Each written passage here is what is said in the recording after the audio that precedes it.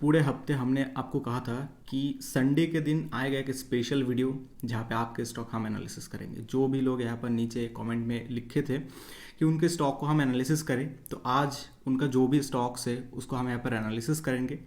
तो देखते रहिए, इस वीडियो में आपको फंडामेंटली एंड टेक्निकली बहुत सारे स्टॉक का एनालिसिस करने देखने को मिलेगा। एंड अगर आप चाहते हैं कि आपके स्टॉक हम एनालिसिस करें दोबारा से, तो फिर से आप नीचे कमेंट बॉक्स में जाके अपना स्टॉक का नाम लिख सकते हैं, या फिर आप एक काम कर सकते हैं, नीचे गूगल फॉर्म मिलेगा, उसके अंदर जाइए, अपना नाम इनपुट कर दीजिए एंड अपना स्टॉक इनपुट कर दीजिए। तो उससे क्या होगा कि जब हम एनालिसिस करेंगे, सीधा हम आपके नाम से यहाँ पर बताएंगे कि आपका स्टॉक हम एनालिसिस कर रहे हैं, आपके स्टॉक का ये मतलब है, ऊपर जा सकते हैं, नीचे जा सकते हैं, क्या हो सकता है, उसको हम डिटेल में कवर करेंगे। तो अगर मैं यहाँ पर स्टॉक एनालिसिस करूँ, फर्स्ट ऑफ ऑल तो हमारे सामने जो पहला एकदम कमेंट किया था उसका नाम है विशाल मालिक, ठीक है। तो उसका जो स्टॉक था वो था डॉक्टर लालपाथ लैब। तो उसको हम यहाँ पर एनालिसिस करेंगे। तो सबसे पहले हम उसको यहाँ पर देख लेते हैं कि स्टॉक का जो परफॉर्मेंस है, स्टॉक का परफॉर्मेंस कैसा है। अगर मैं आपको यहाँ पर थोड़ा डिटेल में दिखाऊँ तो आप यहाँ पर देख सकते हैं कि बहुत दिनों से स्टॉक नीचे चल रहा था, एक साइडवेज जोन के अंदर। आप यहाँ पर देखेंगे तो स्टॉक एक साइडवेज जोन के अंदर बहुत दिनों से यहाँ पर घूम रहा था। लेकिन 2020 के बाद स्टॉक का जो मूव है ना, वो सीधा एकदम यहाँ से सीधा ऊपर की तरफ शिफ्ट हो गया। स्टॉक का मूव भी यहाँ पर चेंज हो गया। तो अगर मैं आपको यहाँ पर एक ट्रेंड की तरह बना के दिखाता हूँ तो आप यहाँ पर देख सकते हैं ट्रेंड तो यहाँ पर ब्रेकआउट कर चुका है, क्योंकि यहाँ पर ऑलरेडी एक पैटर्न बना हुआ था। तो पैटर्न के मुताबिक यहाँ पर एक क्या पैटर्न बनाया था, यहाँ पर एक हेड एंड शोल्डर पैटर्न बनाया था। तो पैटर्न को ब्रेकआउट के स्टॉक बहुत सारे नीचे आ गया। तो एक प्रोबेबिलिटी यहाँ पर दिख रहा है कि स्टॉक फिर से दोबारा ऊपर जा सकता है। कैसे ऊपर जा सकता है, एक करेक्शन फेज होता है, तो करेक्शन फेज यहाँ पर चल रहा है।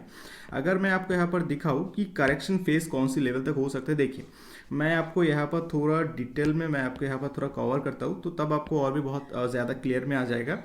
सो विशाल, तुम यहाँ पर देख सकते हो कि स्टॉक का जो एक रेसिस्टेंट लेवल होता है, वो रेसिस्टेंट लेवल इस जगह, उसका एक रेसिस्टेंट लेवल था 2017 के आसपास, फिर जाके 2020 में इसी जगह पे एक रेसिस्टेंट लेवल था। भाई इसको ब्रेकआउट करके ना स्टॉक सीधा ऊपर चला गया।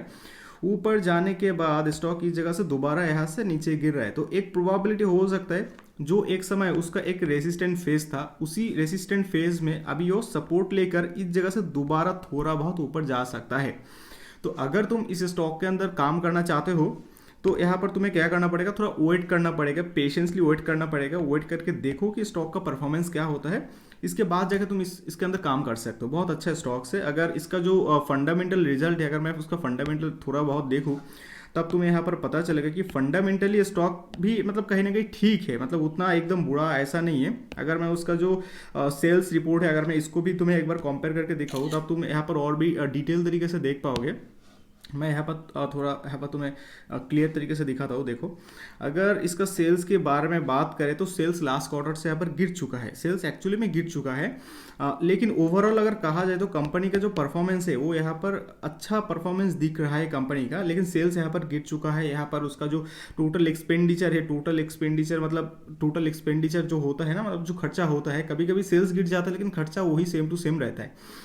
तो इस तरह का बहुत सारे चीज़ होता है। तो इसके वजह से कंपनी का जो हालात होता है वो यहाँ पर ज़्यादा उतना अच्छा भी कभी कभी नहीं हो पाते, क्योंकि हर समय सबके लिए एक नहीं होता। तो इस वजह से कंपनी का जो अल्टीमेटली सेल्स हो गया, सेल्स यहाँ पर गिर चुका है। इसके वजह से उसका earning before interest and tax वो भी यहाँ पर गिर चुका है। यहाँ पर अगर तुम देखोगे तो कंपनी को यहाँ पर टैक्स भी पे किया, इंटरेस्ट यहाँ पर पे करना पड़ा, ठीक है। तो इंटरेस्ट की वजह से यहाँ पर थोड़ा बहुत और भी बढ़ गया। तो इसके वजह से कंपनी का जो नीट प्रॉफिट है, तो नीट प्रॉफिट के ऊपर अगर तुम यहाँ पर देखोगे तो नीट प्रॉफिट के ऊपर यहाँ पर सबसे ज़्यादा इफेक्ट है। इस वजह से कंपनी का जो फंडामेंटल रिपोर्ट है, फंडामेंटल रिपोर्ट तो गिर गया, लेकिन इसी वजह से कंपनी का जो ओवरऑल अगर कहा जाए कि उसका जो टेक्निकल जो रिपोर्ट्स है, टेक्निकल रिपोर्ट भी यहाँ पर एकदम गिरावट आ गया।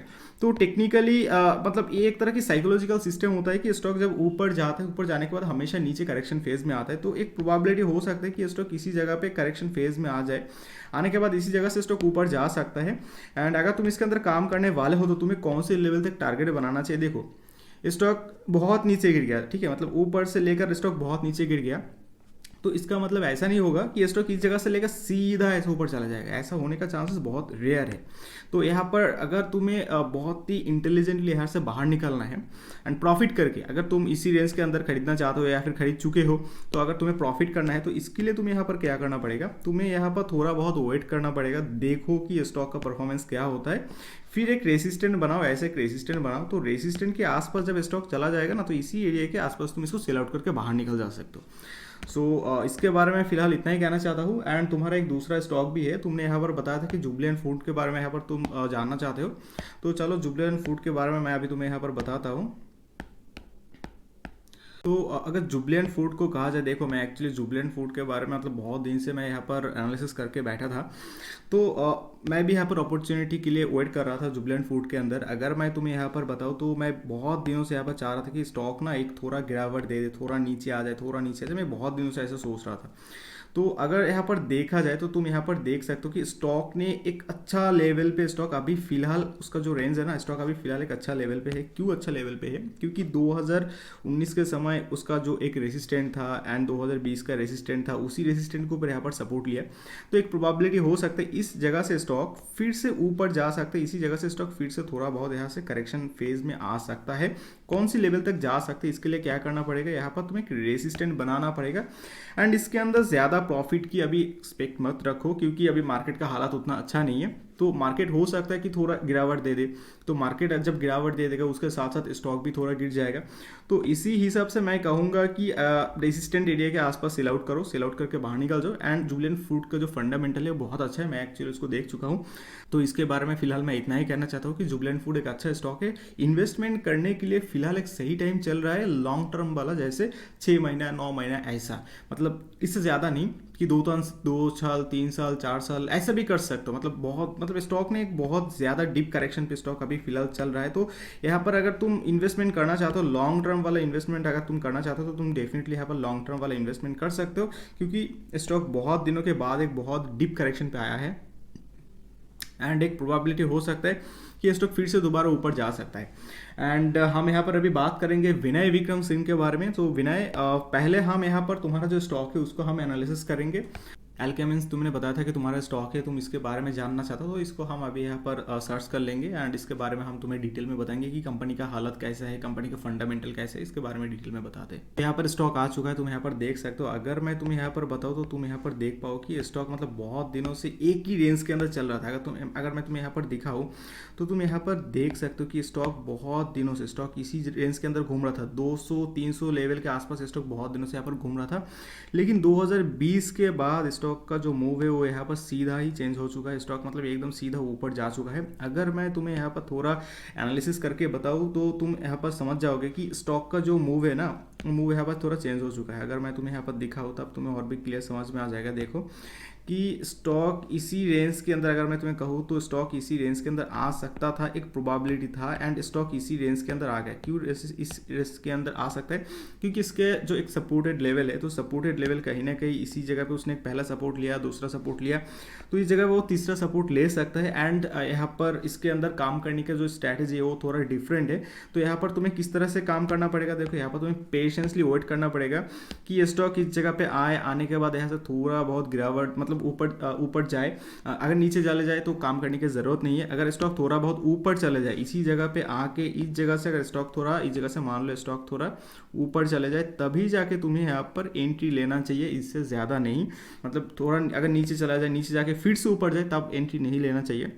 अगर इसी जगह से बाउंस बैक करके ऊपर चले जाए तभी तुम्हें यहाँ पर एंट्री लेना चाहिए।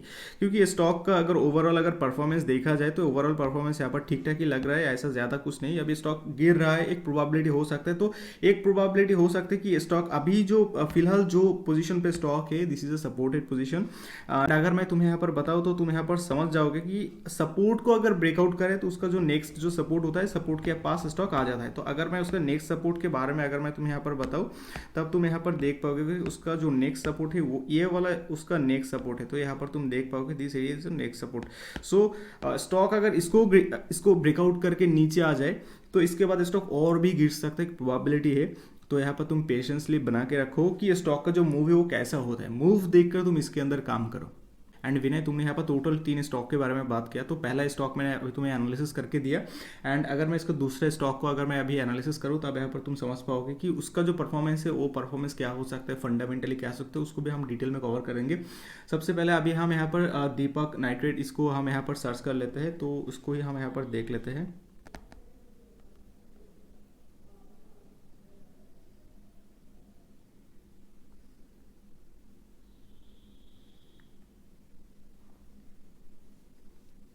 तो तुम देख सकते हो यहाँ पर ऑलरेडी स्टॉक आ चुका है। अगर मैं तुम्हें इसका जो ओवरव्यू है, ओवरव्यू अगर एकदम पहले हम इसका ओवरव्यू देखेंगे, तो ओवरव्यू देखकर ऐसा क्या लग रहा है कि स्टॉक बहुत दिनों से ना, स्टॉक एक ही रेंज के अंदर घूम रहा था। अगर तुम इसको देखोगे तो स्टॉक एक ही रेंज के अंदर यहाँ पर घूम रहा था। घूमने के बाद स्टॉक इस जगह से, स्टॉक का जो मूव है वो यहाँ से सीधा चेंज हो गया।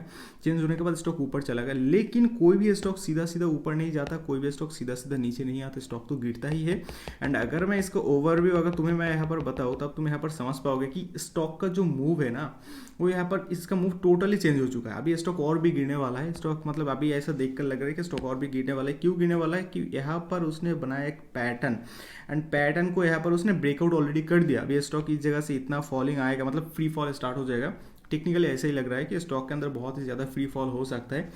तो लेकिन फंडामेंटल मैंने चेक नहीं किया, लेकिन अभी फिलहाल टेक्निकली ऐसा ही लग रहा है, क्योंकि पैटर्न बनाया, पैटर्न को ब्रेकआउट किया। तो ब्रेकआउट करके कौन सी लेवल तक स्टॉक आ सकता है, देखो कौन सी लेवल तक स्टॉक आ सकता है। अगर मैं तुम्हें यहाँ पर डिटेल में बताऊँ, तब तुम समझ पाओगे कि स्टॉक इस जगह से लेकर स्टॉक कहीं ना कहीं इसी रेंज के अंदर आ सकता है, इसी रेंज के अंदर आ सकता है, जहाँ पे उसका एक सपोर्ट एरिया भी है एंड उसका ट्रेंड लाइन का भी सपोर्ट है। इसी रेंज के अंदर स्टॉक आ सकता है। तो अगर तुम इसके अंदर खरीदारी करना चाहते हो या फिर खरीदारी करके बैठे हुए हो, तो इस लेवल को तो ना तुम्हें यहाँ पर फोकसली रखो, क्योंकि इसी जगह से स्टॉक फिर से बाउंस बैक ले सकते हैं, प्रोबेबिलिटी है। लेकिन अगर इसको ब्रेकआउट करके नीचे आ जाए तो यहाँ पर फ्री फॉल होने का चांसेस बहुत ज़्यादा है। टेक्निकली ऐसा ही लग रहा है। तो फिलहाल इसके बारे में मैं इतना ही कहना चाहूँगा। एंड तुम्हारे जो दूसरे स्टॉक है तनला प्लेटफॉर्म, उसके बारे में अभी हम यहाँ पर बात करेंगे। तो इसको पहले हम यहाँ पर सर्च कर लेते हैं।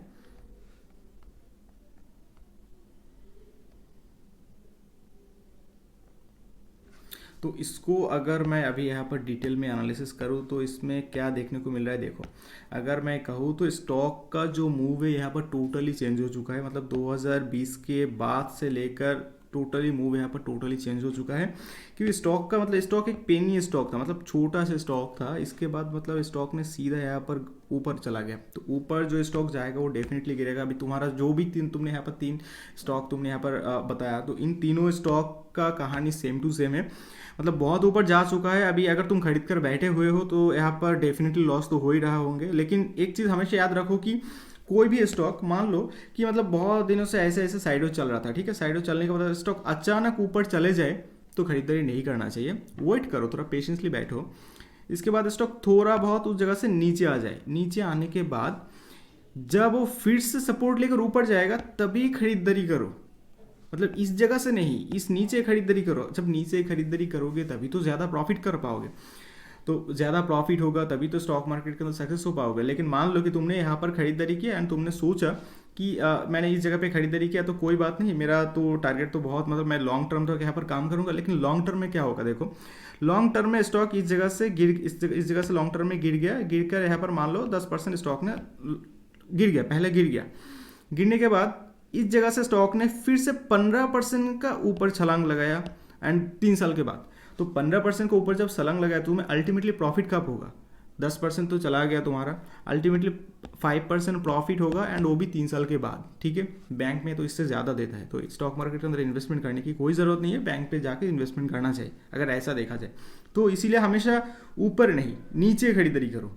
नीचे जब खरीदारी करोगे प्रॉफिट होने का चांसेस सबसे ज़्यादा रहेगा।